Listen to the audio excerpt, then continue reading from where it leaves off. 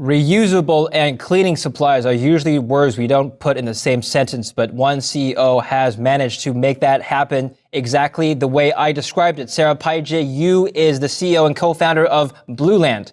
Sarah, welcome to the show. Nice to see you. Nice to see you. Thanks so much for having me. Thank you for coming. Blueland is a company that makes reusable cleaning supplies. Tell me how that works. How is it that you're able to reuse well, tell me about your products, exactly what you have in your product lineup and how we can reuse them. Yeah, absolutely. So yes, we are a refillable cleaning products company on a mission to eliminate single-use plastic. So we sell these beautiful reusable cleaning and hand soap bottles along with our innovative refill tablets. So many conventional cleaning products like conventional multi-surface cleaner are over 90% water, which means as a consumer, you're paying for water and a new plastic bottle each time. So she shrank that down into a tablet about the size of a quarter that comes packaged in compostable paper instead of plastic. And when you need more cleaner, you just add water, which you already have at home, into one of our rubber bottles. You drop in a tablet and it starts to dissolve, no shaking or stirring required. And at the end of a few minutes, you have a full bottle of cleaning solution or a full bottle of hand soap. And so you never have to throw away or buy another plastic cleaning bottle ever again. Okay, but the wraps for these little cases, they're not made of plastic? No, so the wrappers are made of a compostable paper instead of, again, a plastic bottle. Very cool. How did you come up with this company? Are you an engineer by trade? No, I am not. I am a serial entrepreneur. I've been an entrepreneur sort of on the retail side, on the fashion side. But I came up with the idea for Blueland when I became a new mom, when I had my first son, and I was starting to realize how there was so much plastic now in the food that I was giving him and the water that I was giving him. And I started to realize that that was the case because, all this plastic, all the single-use plastic we're consuming as a society is ending up in our waterways and our oceans where it's breaking down into these tiny pieces of microplastic, which is now showing back up again in our food supply and our water supply. And so at that point, I decided just as a consumer to really try to cut back on my single-use plastic consumption. But it was a pretty eye-opening experience because as well-intentioned as I was as a consumer, I realized that I just had no choice, that everything seemed to come packaged in single-use plastic, whether it was, your hand soap or ketchup or lotion or toothpaste. And that's when I realized that I could have such a greater impact on the world beyond just my personal consumption if I could find a way to give people more choice and better choices. Let's talk about the environmental problems for just a bit because this is something fascinating to me. I've been hearing from people and also the internet. Of course, I've learned to not trust everything I read on the internet, but I read that, look, it's gotten to a point where the problem is so severe that plastics have infiltrated fisheries and habitats for our seafood, and I can't even eat fish or shellfish without consuming microplastics as well, which is potentially hazardous. Is there any validity to that claim? Yeah, absolutely. I mean, it is a pretty sad state that we're in at the moment. About 14 billion pounds of trash is dumped into the ocean each year. About a third of the fish that we consume is thought to have microplastics in their system. We are consuming sort of as adults about a credit card's worth of plastic each week. So it is pretty scary sort of at the point that we're at right when now. You say a credit card's worth of plastic, you don't mean monetary value, you mean like a physical credit card. Yeah, like physical credit card. Yeah, I mean, I think over 90% of the water that we drink here in the US, whether it's bottled water or tap water, contains microplastics. And are people showing side effects in their health because of this? Have you done any or read any medical research around this? So honestly, it's very difficult to establish a causal effect. As you can imagine, it's hard to commission those types of studies where you're randomly assigning people to intentionally ingest large amounts of plastic. So unfortunately, those causal effects have not yet been determined. But there's been no shortage of research around, a lot of the additives that are used in plastic and the production of plastic certainly have been linked to impacts on health. And what's being done right now to clean up the oceans? Is there a global effort, or are there efforts from the private sector? I know your companies like yourself, like your company, they're trying to start or fix the problem before it becomes a problem, so to speak. But the problem itself, how's that being addressed right now? Yeah, absolutely. So you're right. I mean, there are a range of organizations that are working hard to manually clean up our oceans and waterways, as well as developing advanced technologies to rid the oceans of plastic. However, more importantly, like you alluded to, I think, businesses and the government as well, governments are increasingly playing larger roles in helping curb production and consumption of products and products that could produce single-use plastic waste. I think businesses can have massive impact by really shifting away from single-use plastic packaging and making the decision to package their products in better materials for the planet, or really encouraging reuse. This is often, though, a difficult decision, however, because better materials like recycled plastics, glass, aluminum, they are more expensive.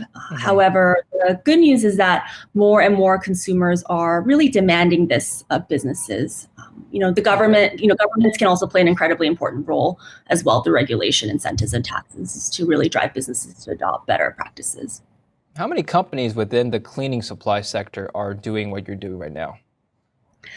Yeah, so, reusable cleaning products is a really new sector that, I do believe Blueland truly pioneered when we launched 2 years ago. When we launched our tablet-based hand soaps and cleaning sprays, and this idea of adding your own water at home, it was really something that at that point, no one else was doing.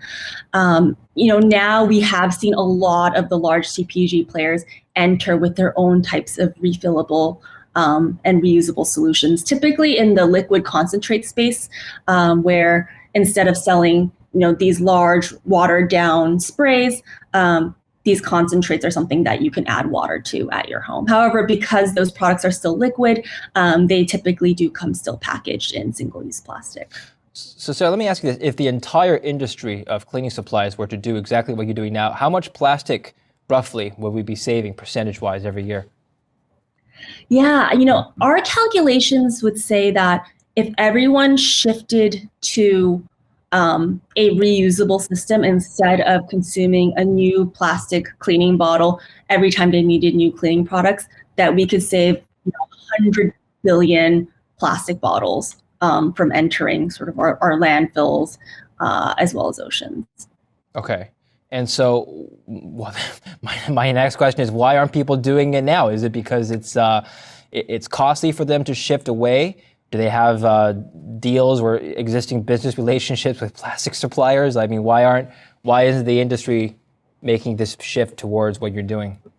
Yeah, I mean, we would really like to believe that ultimately that, most all consumers have really good intentions, want to do the right thing for the planet. However, that, solutions need to be convenient, they need to be effective, and they need to be cost effective as well. And that's really what we're aiming to do with Blueland. I think, before Blueland hit the market, people would hear of eco-friendly and would believe like, oh, that product's going to be more work, it's going to be more expensive, and it's going to be less effective. And, we were really focused and continue to be really focused on flipping all of those notions on their heads. So like from a convenience perspective, with our product, all you do is like drop in that tablet and that's it. Same thing from a price point perspective. Like our cleaning spray and our hand soap tablets are just $2, which makes it really easy for the consumer to realize like, wow, this is a money saving system in the near term, that I just buy the bottle once, but after that I don't have to keep paying for water and keep paying for a new plastic bottle each time, and I can really save money by using these $2 tablets. So ultimately, I believe the barrier really is education and just raising awareness of offerings like this, because it is a new behavior. You were actually on Shark Tank a few years ago in 2019 in one episode. That's how your brand got recognition. Tell us about that episode. There must have been some skepticism from the sharks initially when they heard about your company. I mean, you're competing with basically the largest retailers in the world who have already been manufacturing or distributing cleaning supplies. So, along comes this brand new company with a new concept. How did you pitch this? How did you convince the sharks? Yeah. So, it was an incredible experience. It's actually been a dream of mine as a serial entrepreneur to go on Shark Tank. Is a terrifying experience. We took a lot of heat initially during most of the segments, but it was nice because at the end we got 3 strong offers from 3 different sharks. And ultimately, I do believe that the product spoke for itself. When we dropped the tablet into the water, I think it was just like a magical light bulb moment for a lot of the judges who are like, wow, like that makes so much sense. Like this product is so intuitive, because when you look at these traditional cleaning products, you're like, you're right, that is mostly water, right? Why are we selling products in these bulky packages? And now in a world that's increasingly driven by e-commerce, now shipping all this water around, it doesn't make sense from a plastic perspective, but it also doesn't make sense from a carbon emissions perspective. And so, I think for a lot of judges, that was the first light bulb moment. And then when we explained that this was also really appealing to consumers because of the price point that we were selling at, that also, made it very attractive for the sharks. So the proprietary aspect was a tablet. That's what's unique about the company itself. It's okay. Yeah, we have over 40 patents pending. We own all of our own formulas. We develop all of the formulas in-house. So it's a very differentiated thing for a startup of our size to be doing. You said you were a serial entrepreneur. I'm just curious as to how starting this company compares to starting some of the previous companies you've worked on. I know you've told me offline you worked in fashion before, and so I wonder if something a little more on the technical side requires just a different approach, so to speak. Yeah, I mean, to be honest, this was infinitely more difficult to get off the ground. I think had I known how difficult this was going to be to get this off the ground, I probably would have had hesitations in sort ignorance of is bliss, they say. Ignorance is absolute bliss. So is relentless optimism that many entrepreneurs have to have. But something like fashion, there are established supply chains, right? There are no shortage of manufacturers that you can go to, that you can speak to, that can help bring your product to life. With this, there were literally no suppliers that knew how to do this. These formulas just didn't exist, right? Like the first thing that we did was go to existing cleaning products manufacturers, because we were hoping that someone else could help us make this, that we wouldn't have to create the formula ourselves, because certainly I'm not a chemist, nor did I have any chemists in my network. But the cleaning products manufacturers looked at us like we were crazy, because they're like, we made liquid products, we don't know how to make tablets, like we don't even own tablet machinery. Ultimately, we realized that we had to just create our own formulas. And so then the first real step needed to be finding an extremely talented and creative chemist with deep cleaning products experience, but also experience working with dry formats like tablets. And we were able to find our unicorn. He used to be the director of formulation at Method, and we're able to convince him to join us and do this with us. And what about the fundraising project? The fundraising process, was that more or less difficult in terms of reception from the VCs than some of the other industries you've worked in? Yeah, so the fundraising process was incredibly difficult as well, because of all of the R&D and sort of more proprietary manufacturing that we needed to do.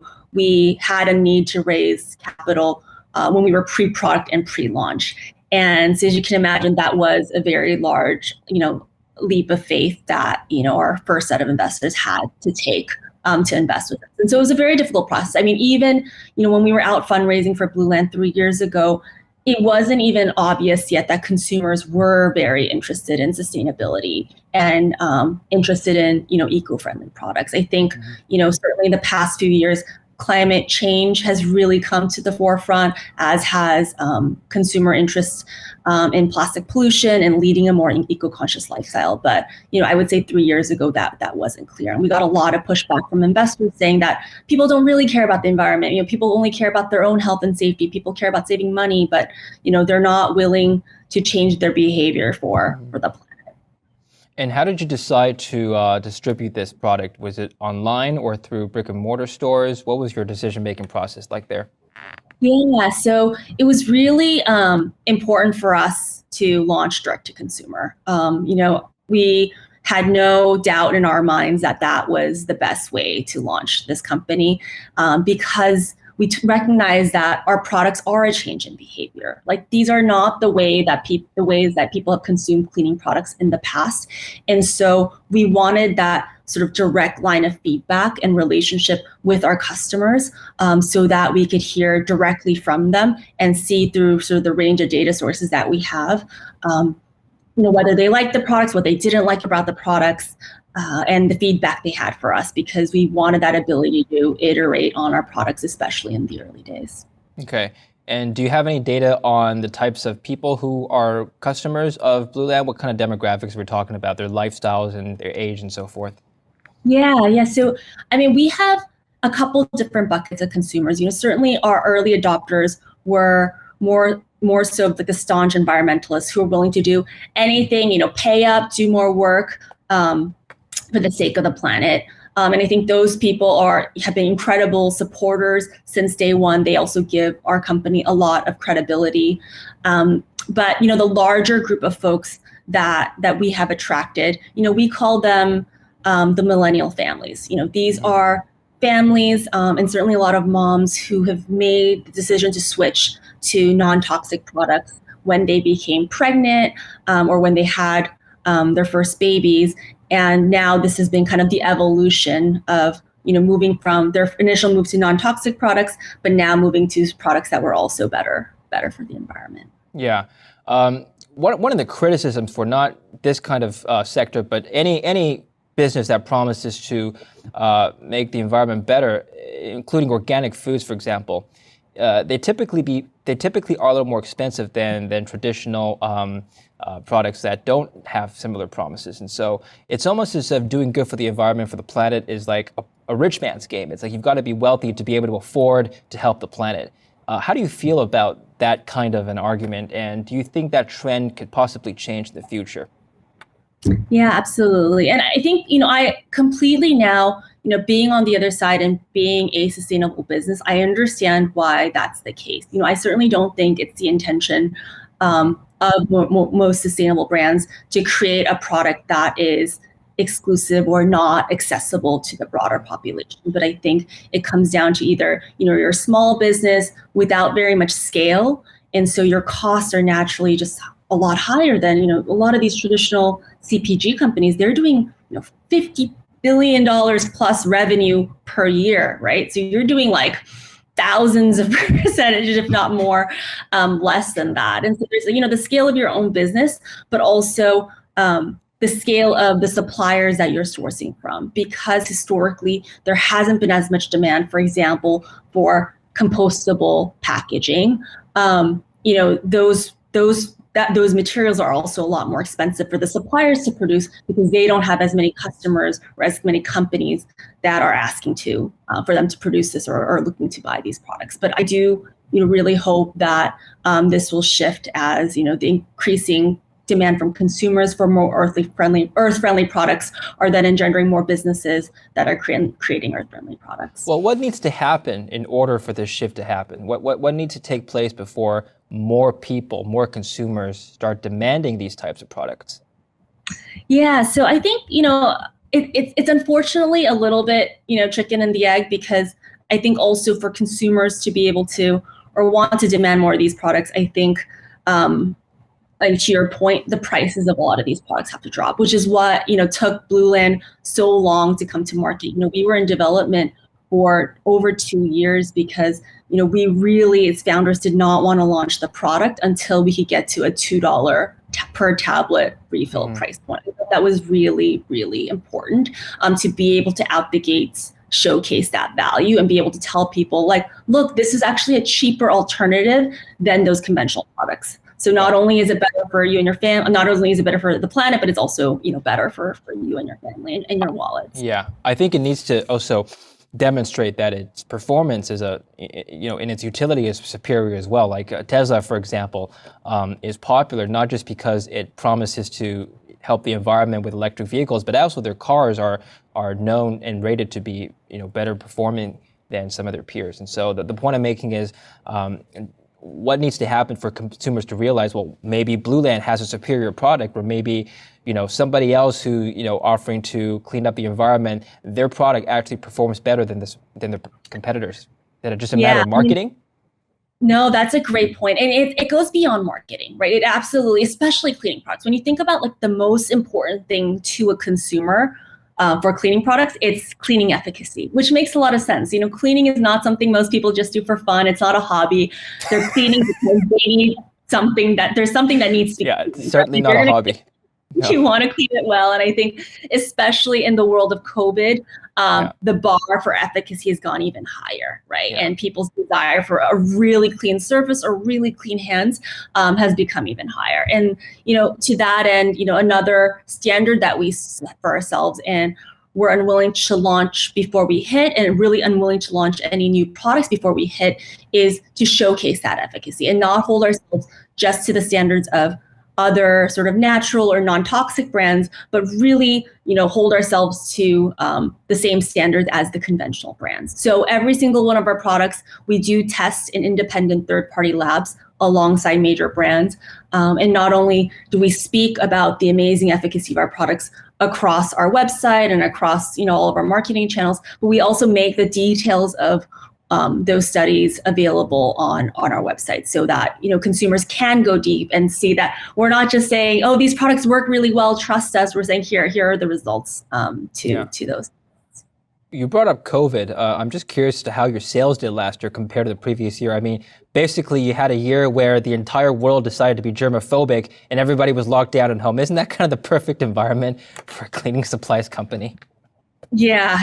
I mean, it was, yes, absolutely. I mean, we saw demand for our products surge, over 300% overnight last spring when COVID first landed here in the US. And so, yes, as you alluded to, not only are people washing their hands and their surfaces more than ever, they're also just home more. And so they're cooking more and they're washing their dishes more than ever. They're also doing more laundry more than ever.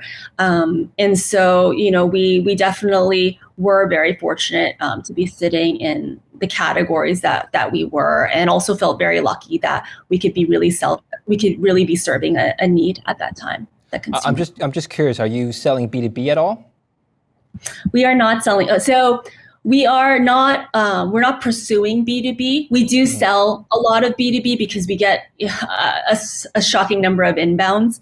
And maybe it's not that surprising. I think, our offering also makes sense for businesses who, as a consumer, you feel like you're throwing away a lot of plastic bottles every month. A business is doing, multiples of that. And so we do a lot of inbounds, and we do service those inbounds via email.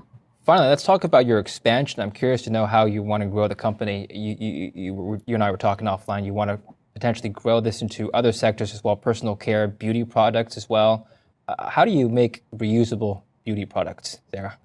Yeah. I mean, for sure, we see a lot of runway in cleaning, and so there's definitely more we want to do in the cleaning space. But it would truly be amazing one day to have the opportunity to expand Blueland and our approach to refills, to personal care, or even beauty, or really even like food.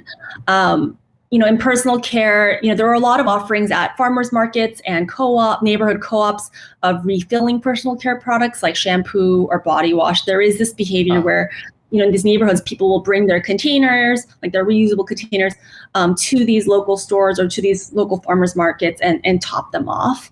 And I think it's a great behavior, and I would love to figure out how to enable people everywhere, even if you're not near one of these stores or farmers markets, to be able to refill their products. In beauty, there are a few small brands that I respect a lot that are doing interesting things for sure. Kara Weiss has been doing refillable eyeshadows, blush, and mascara, which I use.